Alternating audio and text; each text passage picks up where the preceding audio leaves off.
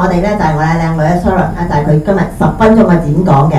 咁佢喺邊度咧？佢其 come from Macau 嘅，即係澳門過嚟嘅，即係 Macau friend。咁咧佢自己間公司咧就係做咗有8年嘅經驗嘅，咁香港、澳門都有嘅。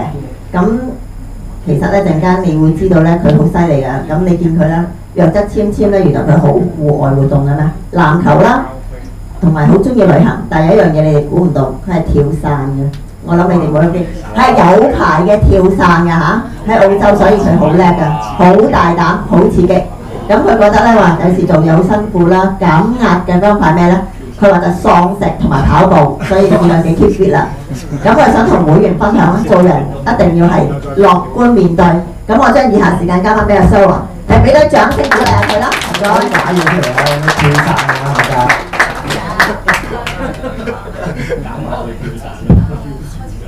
多謝。Hello， 大家好，我叫 Sharon， 今日好開心啦，可以用10分鐘嘅時間同大家講解我嘅業務啦，等大家對我嘅公司同埋對我個行業更加了解。咁喺未講我公司之前啦，咁我要講一講我其實同啲工人姐姐都幾有淵源嘅。咁可能因為由細個啦 BB 開始啦，一直到我大個啦，去第二度讀書啦，中間嗰10幾年入邊咧，都係所有嘅起居飲食咧，都係由3位姐姐照顧我嘅。咁每一個姐姐咧都照顧我超過5年以上，所以而家咧有好多報紙啊、雜誌啊都會講話嗰啲工人有啲好惡劣嘅嘢做咗出嚟，但係其實我都要澄清翻，其實仲有好多有愛心啦、負責任嘅姐姐咧係仲存在緊嘅，所以大家唔需要擔心。咁我間公司啦，咁而家講翻啦，我間公司就叫威龍僱傭中心有限公司。咁我呢條龍咧，其實都成長咗超過15年㗎啦。咁而家咧喺佐敦同埋元朗都有2間分店㗎。咁經我哋公司引入嘅女傭，大概直到今日為止，其實已經超過8000人㗎啦。咁我哋公司嘅服務範圍啦。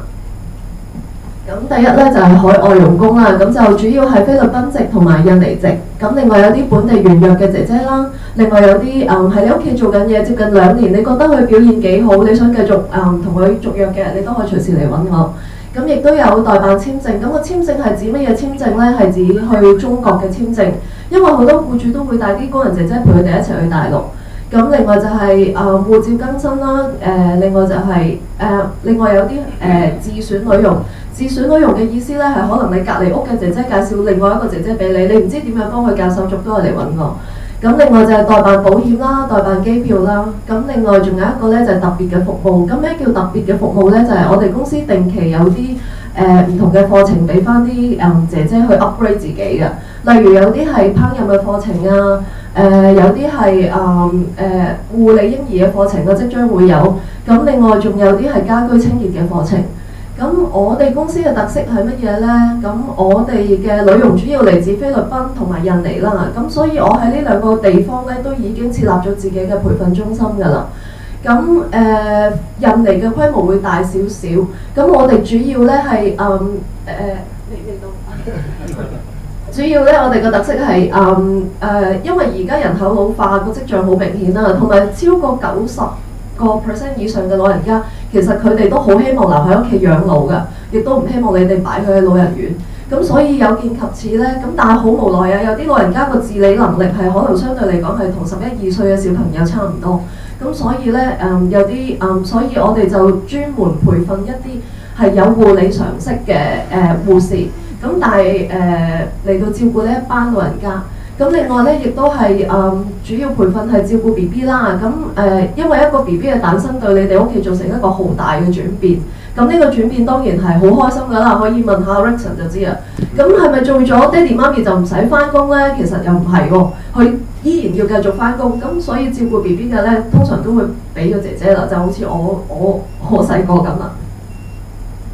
咁我做咗呢行咁耐，好多朋友都會問我一個最主要嘅問題。咩事？係啦，就係印尼姐姐好啲定係菲律賓姐姐好啲啦？咁其實嗱，呢度有個表可以分析俾你哋睇。印尼女傭咧主要都係中3至中6程度，咁菲律賓通常都係大專同埋大學程度。咁印傭咧佢英文水平就比較低啦，但係佢好奇特嘅一樣嘢就係佢哋嚟到香港3至6個月，基本上咧係同你溝通到㗎啦。咁但係咧菲律賓咧就係流利嘅英語。但係我好少見到一個賓賓係，就算喺香港做5年10年都好啦，識講廣東話嘅可能係真係100個入邊得1個。係啦，咁另外印傭嘅純樸肯吃苦嘅意思係乜嘢呢？就係印尼嘅姐姐通常願意可以瞓廳瞓廚房，但係賓賓呢就比較聰明。當佢屋企咧有啲咩突發事咧，佢哋識得靈活去處理。咁但係當然啦，佢個自主性都比較強，即係佢要求嘅嘢比較高啦會。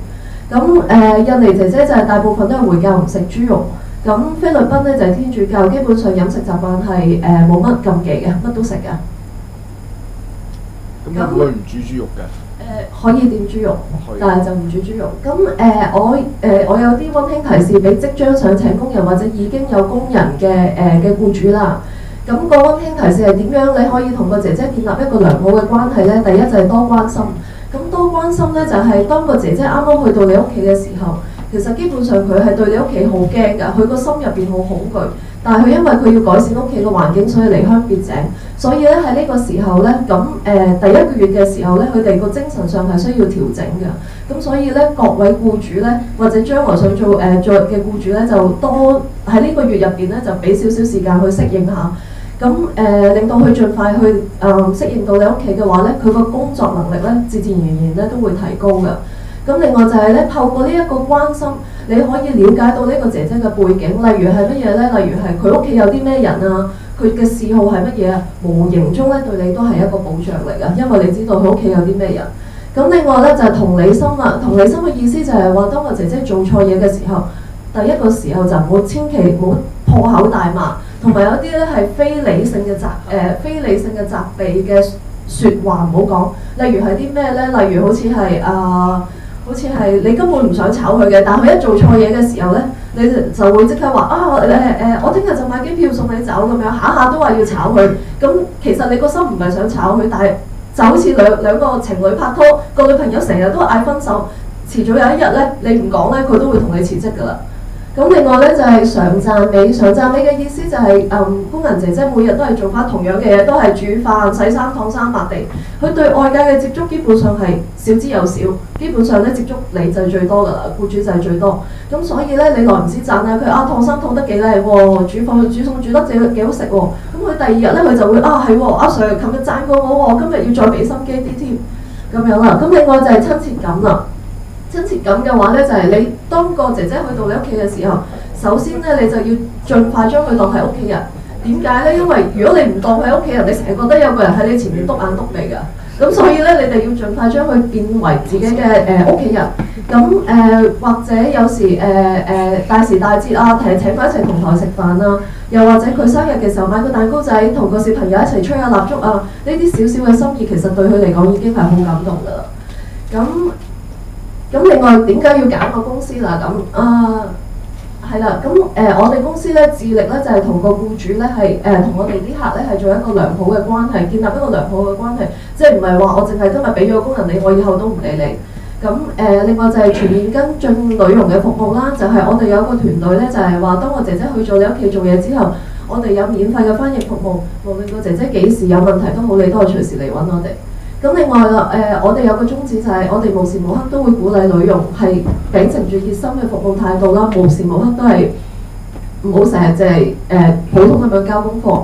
另外最主要啦，好多人揀我哋公司就係因為我哋有一個好獨特性同埋策略性嘅解決方案，就係咩呢？就係當個姐姐發生問題，或者你同姐姐中間有啲矛盾嘅時候，我哋係有辦法去幫你處理嘅。今日我想要嘅 referral 咧，其實就屋企需要照顧老人家啦，或者屋企需要照顧 BB 嘅都可以嚟揾我。多謝大家。